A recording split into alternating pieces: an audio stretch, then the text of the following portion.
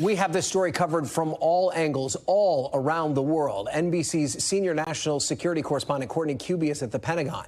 NBC's Monica Alba is at the White House. NBC News chief international correspondent Keir Simmons is in Erbil, Iraq. I'm also joined by NBC's law enforcement and intelligence correspondent Tom Winter, NBC's chief foreign affairs correspondent Andrea Mitchell, and retired four-star General Joseph Votel. Thank you all for being here. Joseph, of course, the former commander of the U.S. Central Command, now a distinguished senior fellow at the Middle East Institute. Courtney, let's start with you. What do we know about this attack and the base that was targeted? Okay, so we're just learning a little bit more via social media from President Trump. One question that we've had is exactly how many missiles were fired from Iran. He's now saying, again, via Truth Social, that 14 missiles were fired. 13 were knocked down, and one was apparently not a danger to the base, so was allowed to just carry on and impact somewhere. We're still told, according to defense officials, that there are no reports of any casualties. There's no reports of any damage to the base at this point. And the belief here is that this attack is over, at least this wave against al-Udeid. General Votel is the expert on this, but I can tell you a little bit about al-Udeid. That is, it's the forward command headquarters for U.S. Central Command. Of course, the main headquarters is in Tampa, Florida. But al-Udeid at Doha is where the forward base is. It's also the home of the CAOC, the Combined Air Operations Center. It's essentially the hub that runs all air operations for the Middle East. This base has upwards of about 5,000 U.S. airmen, U.S. service members there. And then on any given day, as many as 5,000 additional civilians and contractors. So it's an enormous base, sprawling base. You'll recall, Ryan, that as the tensions have increased in the region, the U.S. has moved some people and some assets out to get them out of any potential harm's way. But a defense official is telling us that the number of people moved and the aircraft and things were relatively small, given the size and the scope of what's actually generally based there at al-Udeid. So again, at this point, what we know is that those 14 missiles, 13 of them were shot down. Still no reports of any casualties, Ryan. And of course, the question now is what comes next, Courtney? Do we think this is the extent of Iran's retaliation, or could there be more retaliatory strikes on U.S. bases in the region? So officials were telling us earlier today that there were potential threats against other bases and assets in the region. At this point, no one is saying, hey, this is it. All of the Iranian retaliation is done. I think that it's just too early to say that right now, but there's definitely some hope that maybe this is the Iranian response. Remember, we've been hearing from Iran themselves. They are saying that they fired the same number of missiles as what were the bombs that were launched against two of their nuclear facilities. Those are the 14 massive ordnance penetrators that US B-2 bombers struck two of their nuclear sites with over the weekend. But at this point, it's just too early to say whether this is really the extent of the Iranian retaliation. Remember, there are additional U.S. bases, there are U.S. Navy ships. There are definitely more targets if Iran were to decide to do so. And of course, their side of it is one part of this, but there's obviously the United States and the possibility of retaliation there. President Trump said previously that if Iran attacked, that they would be met with even greater force than of the original attack. Are there any plans right now at the Pentagon to respond to these strikes?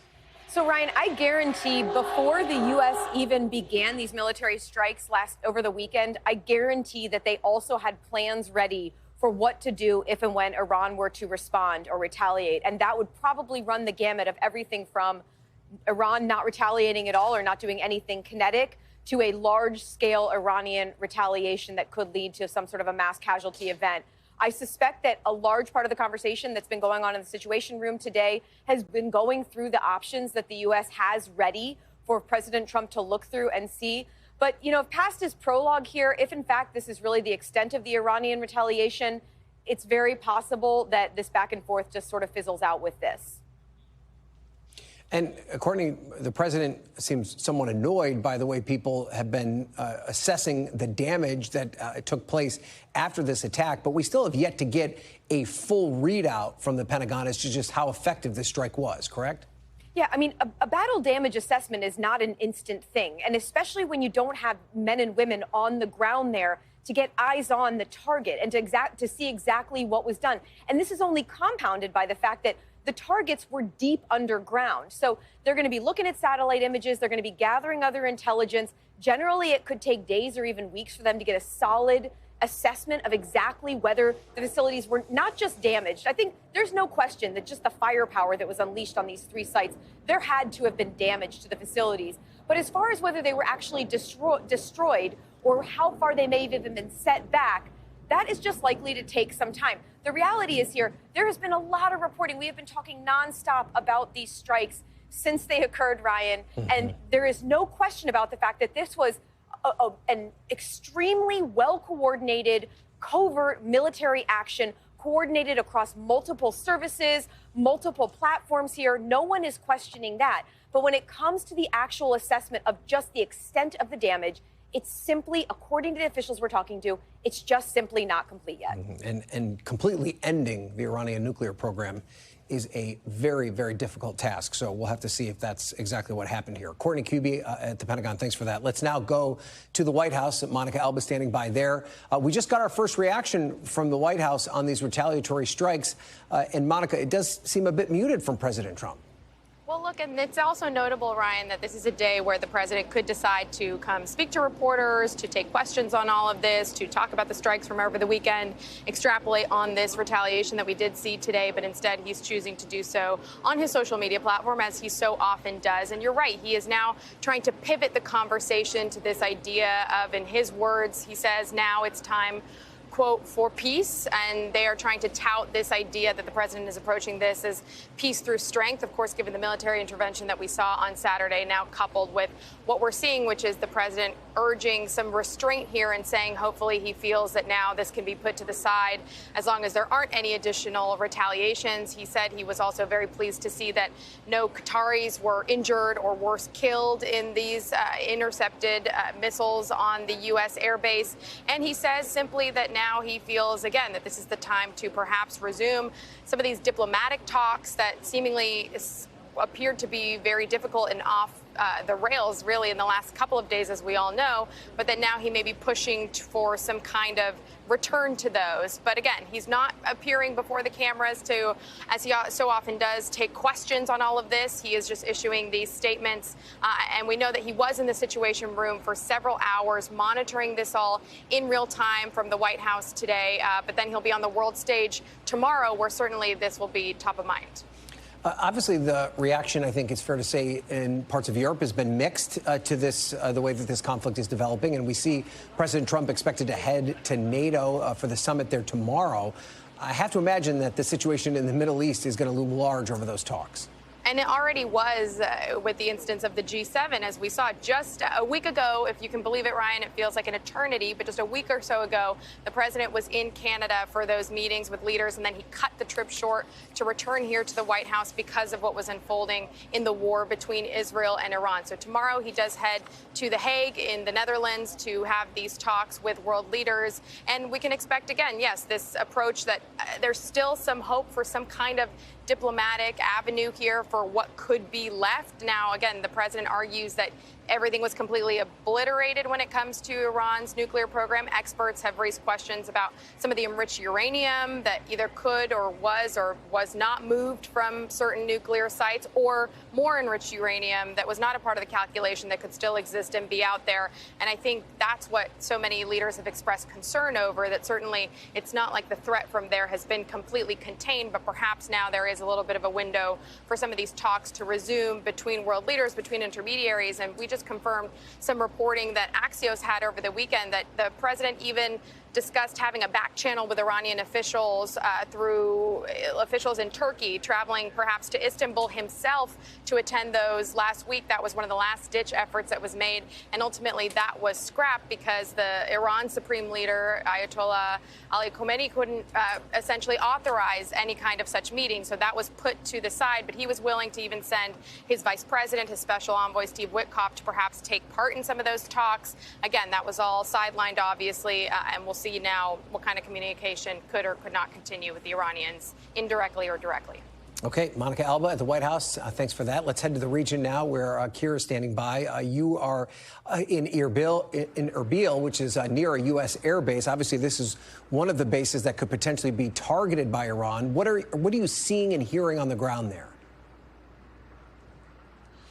Yeah, Ryan, that base is right behind me there. You can see the lights twinkling in the distance. In the other direction, we're about 2 hours away from the Iranian border. So this base is one of the closest U.S. bases to Iran. And for some time tonight, we did think that Iraq would be targeted. We also thought Bahrain might be targeted, where, of course, the Fifth Fleet is based. And yet, ultimately, we had this one target against that base in Qatar. And effectively, you heard J.D. Vance at the beginning, Vice President Vance at the beginning of the show there saying, like, we're not targeting Iran, we're targeting Iran's nuclear program. Well, really, the Iranians are saying, well, we're not targeting our neighbors, our Arab neighbors, we're not targeting Qatar, we're just targeting a U.S. base in Qatar. And that's effectively what they said in a statement, saying, you know, that our aim is not to send a message to Qatar, it is to send a message to the White House. Significant, though, that it was intercepted. Significant, too, that the Qataris were given advance notice. In fact, they were the first to close their airspace, as if they heard about it first. And you might think that in Tehran, in the capital of Iran, they calculated that they could fire these missiles, that they would get stopped because it's a very well-defended base, and that they would be able to kind of symbolically say something, but not have to do something that might cause further escalation with President Trump. And President Trump actually just posting, saying that he did get a heads up from Iran on this. I know you have already described it perhaps as a symbolic attack. Could this mean that Iran is looking for an entry to get to the negotiating table? Well, I think, you know, it's a symbolic attack, except for that the very important caveat, of course, that when you fire missiles at another country, you can't be absolutely confident that something won't happen. So to say that it's dangerous is an understatement. That being said, people are going to be picking over this indefinitely to think about whether Iran wants an off-ramp. They have indicated previously that they did. You'll remember, I mean, we're only days from when Tehran began to indicate that they would like to negotiate. It is possible that's what's happening. But really the question is Iran prepared to give up on its nuclear program and to give up on the uranium that it has enriched to 60%? An important piece of reporting today, too, Ryan. We don't know publicly where that enriched uranium is. Now, it's very likely possible that the Israelis do, the US does, the Iranians must do, that's theirs. But the question of how to get it out of the country, how to ensure it doesn't fall into the wrong hands, those are questions that are still looming despite the attack over the weekend by the US on Iran's nuclear program. Okay, Keir Simmons in Iraq. Keir, thank you for that. Let's move now to Tom Winter.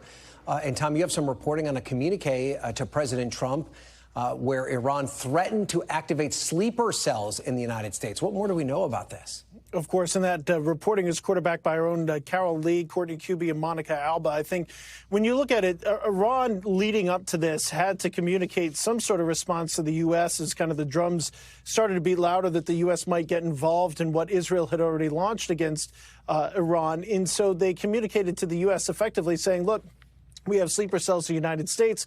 It will turn them loose and conduct attacks in the United States if the U.S. decides to bomb Iran. Well, that's what Iran says.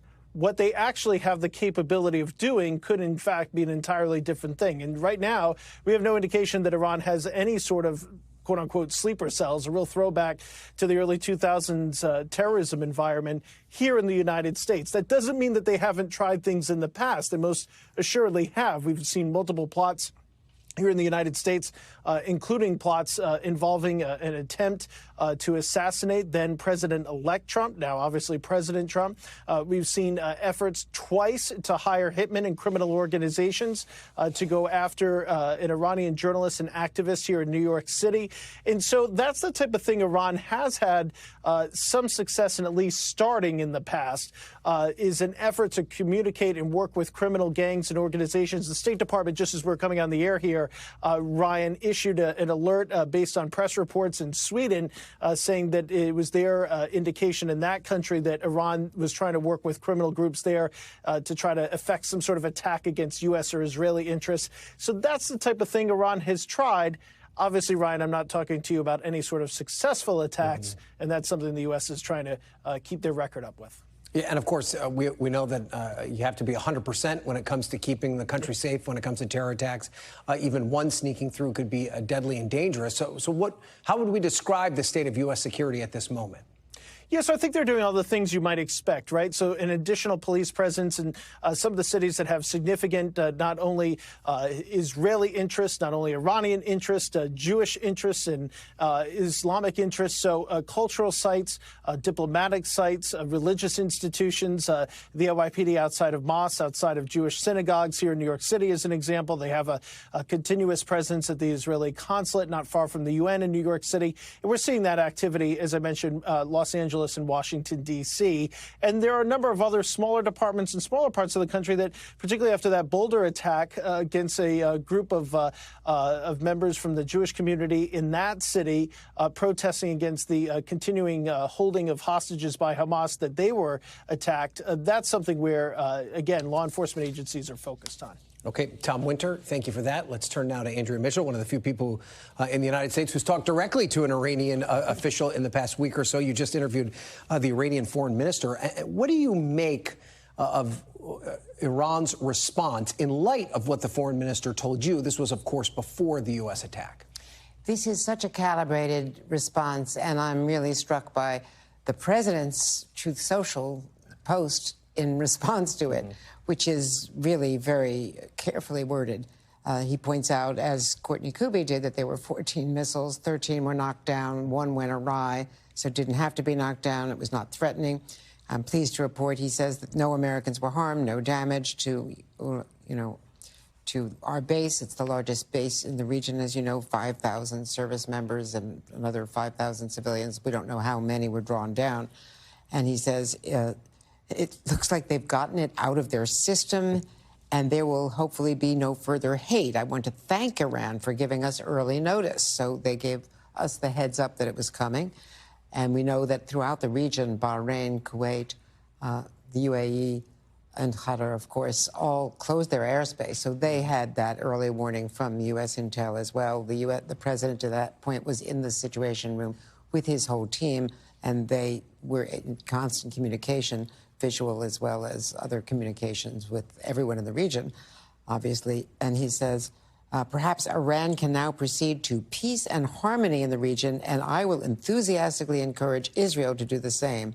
Thank you for your attention to this matter. That is a very calibrated and calm response. So it seems as though he wants to get back to the negotiating table, judging by that post. Do you think there's any chance Tehran wants to get back to the negotiating table? I think that there could be an off-ramp here, and that they could want an off-ramp because they took a very, the foreign minister who went to Moscow today and met with Vladimir Putin took a very hard line with me. This was only on Friday, so all of this was in quick sequence. And as we know, the planes were already in the air, but the final go had not been given at that point when he gave me that very hard-line message, which was that he felt betrayed, that the U.S. had betrayed diplomacy, that the diplomacy was a cover for permitting the Israeli strike against Iran. So perhaps that added to the impression that Steve Witkoff had taken, which was what the president said, that Iran is stringing us along, tapping us, not taking this seriously. So perhaps Iran has learned a lesson that if there's going to be diplomacy, they have to bargain. They can't just take that hard line of no uranium, rather no off-site uranium. Uranium has to be enriched. But one very hard line message that also came today was Iran's threat to get out of the the Non-Proliferation Right, I was Treaty just gonna ask you about to that. stop permitting inspections by the international inspectors. And if they were to stop cooperating with the IAEA, that would seem to be a non-starter from the rest of the world's perspective, Absolutely. right? Yeah. And especially because the IAEA has confirmed that they had enriched to 60%. That's just below the 90% that is weapons grade. And there is no explanation that he could give me or any other Iranian has been able to provide for why they need more for civilian use, which is what they claim they have always insisted upon for the past 20 years, almost 20 years. There's no reason to get beyond 3.7 to 5% for civilian reactors. Yeah, and even if the tensions de-escalate, if there are talks, is regime change still on the table, or is that something that is a ways off? I mean, you saw yesterday that the Vice President and the Secretary of State both took it off the table on the Sunday shows on Meet the Press to Christian Welker, the Vice President, and then the President went in a different direction in one of his posts last night, suggesting that Iran, could be great again with a different regime. And we still have not heard from the Supreme Leader, who is not communicating, clearly because they do have concerns of a targeted assassination if there's any communications from Israel. Okay. All right. Andrea, thank you as always for your reporting. We appreciate it. All right. Let's bring in General Votel now. And General, let's first talk about your take on Iran's retaliatory response. Based on the scope of the Iranian strikes, was Tehran looking to inflict serious damage, or was this really just a face-saving exercise? Thanks. It's great to be with you.